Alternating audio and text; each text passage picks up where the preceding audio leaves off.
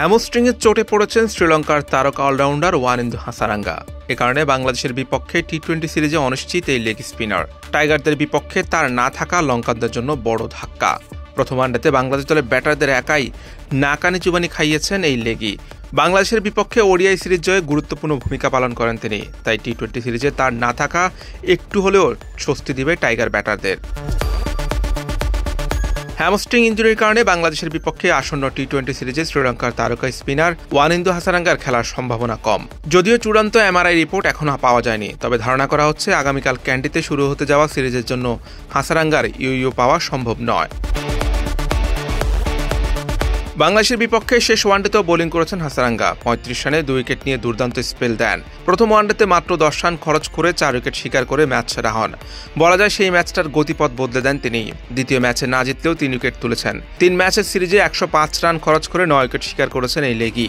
দলের জন্য তিনি কতটা গুরুত্বপূর্ণ তা তার পারফরমেন্স দেখলেই বোঝা যায়। তার অনুপস্থিতি শ্রীলঙ্কার জন্য একটি বড় ধাক্কার কারণ হতে পারে। হাসারাঙ্গা শ্রীলঙ্কার জন্য কতটা গুরুত্বপূর্ণ সেটা বোঝার জন্য একটি ঘটনাই যথেষ্ট। ২০২৪ সালে বাংলাদেশের বিপক্ষে ওয়ানডে সিরিজে আচরণ বিধি ভঙ্গ করায় ২ ম্যাচের জন্য নিষিদ্ধ হন তিনি। নিয়ম অনুযায়ী যে ফরম্যাট আগে আসবে ওই ফরম্যাটে নিষিদ্ধ হবেন ওই ক্রিকেটার। কিন্তু এরপরে আর কোনো ওয়ানডে এবং টি-20 ম্যাচ ছিল না, ছিল টেস্ট ম্যাচ। কিন্তু ২০২১ সালে টেস্ট ক্রিকেটে বিদায় জানান হাসারাঙ্গা। যেহেতু ২০২৪ সালে জুনে ওয়েস্ট ইন্ডিজ ও যুক্তরাষ্ট্রের টি-20 বিশ্বকাপের আগে শ্রীলঙ্কার কোনো ওয়ানডে বা টি-20 ম্যাচ ছিল না, সে কারণে হাসারাঙ্গা টি-20 বিশ্বকাপে ৪ ম্যাচ নিষিদ্ধ হতে পারতেন। কিন্তু বুদ্ধির খেলা করে ওই নিষেধাজ্ঞা থেকে মুক্তি পেলেন তিনি।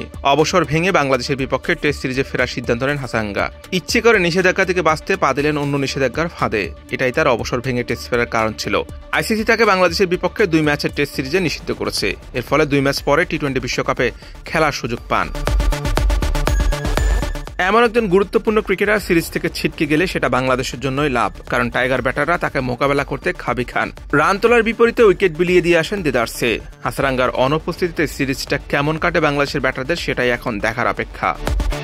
Hussain Arman, BD cric time.